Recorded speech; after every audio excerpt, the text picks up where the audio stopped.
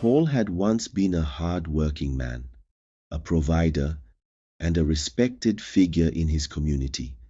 He had built a successful business and, in his wisdom, decided to set up a thriving boutique for his wife. At first, the boutique was just a side business, something to keep Benita occupied, while Paul handled the real responsibility of providing for the family. But fate had other plans. Paul lost his job when his company downsized. At first, he tried to find another job, but with each rejection, his frustration grew. Meanwhile, Benita's business flourished. What had once been a small shop had grown into a chain of high-end boutiques across multiple cities. She was now the breadwinner. But instead of feeling grateful, Paul resented her success. In his mind, he had created Benita's success, and now it was her turn to take care of the family. But Benita was no fool. She still respected her husband, but she did not believe in laziness. She encouraged Paul to start another business, or at least find work, but he refused. Instead, he sought an easier way out. That was when Tony, his childhood friend, planted the idea. "Paul, my brother, why are you suffering yourself? Women love to take care of sick men. If she sees you struggling, she will harden her heart. But if she believes you are dying, she will soften. She will spend all her money on you." Paul was hesitant at first, but Tony's words made sense. If he pretended to be seriously ill, Benita would have no choice but to take care of him.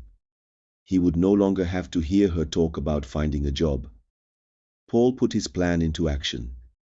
He began by pretending to be weak at home, occasionally holding his stomach and wincing in pain. At night, he groaned as if he were in agony.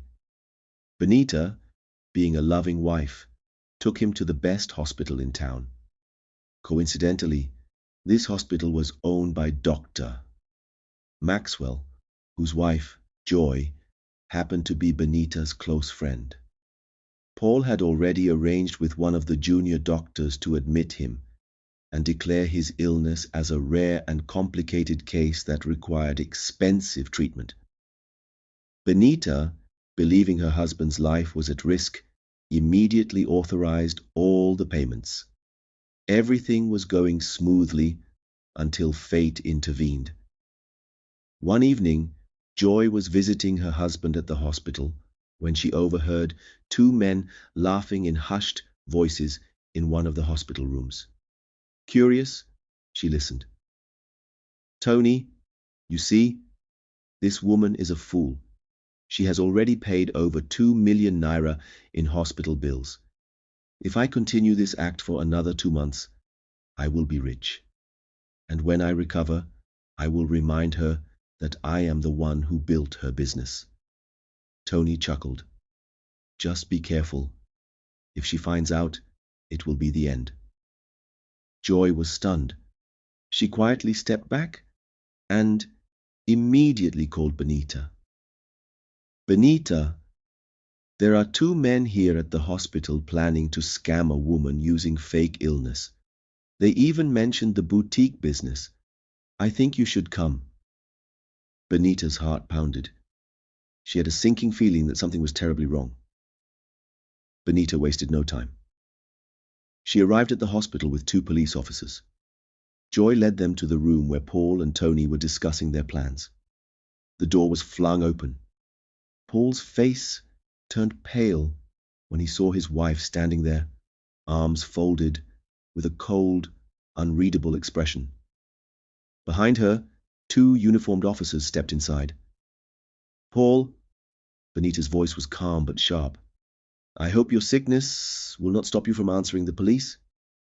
Paul stammered, but before he could think of an excuse, one of the officers grabbed his wrist. "Mr. Paul, you are under arrest for fraud and obtaining money under false pretenses," the officer announced. Tony, sensing trouble, edged toward the window. I don't know anything about this. Paul, you're on your own. And just like that, Tony bolted out of the hospital, abandoning his friend. Paul was stunned. Tony! Tony! Come back! But his so-called best friend was gone. Paul was taken to the police station, where he spent the night in a cold, dark cell. Meanwhile, Benita, still in shock, went home and packed his belongings. She sent them to the police station with a clear message. Give these to my husband. He no longer has a home with me. The next morning, Paul was released on bail, but he had nowhere to go. Tony had disappeared, his wife had abandoned him, and his reputation was in ruins. He tried calling old friends, but none of them wanted to associate with him after hearing what he had done. For days, he wandered the streets, regretting his foolishness. He had lost his wife, his home, and the respect of his community, all because he had chosen deceit over hard work. As he sat on the sidewalk one evening, watching people pass by without a second glance, he realized something painful. Benita had become successful because she worked hard, and he had lost everything because he refused to do the same. I hope you enjoyed this story. Like, subscribe, and share with your friends.